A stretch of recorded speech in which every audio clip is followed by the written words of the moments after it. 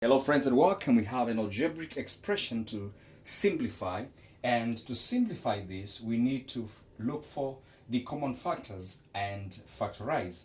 We have ax minus ay, so a is common, so we're going to have a open brackets x minus y plus bx minus by.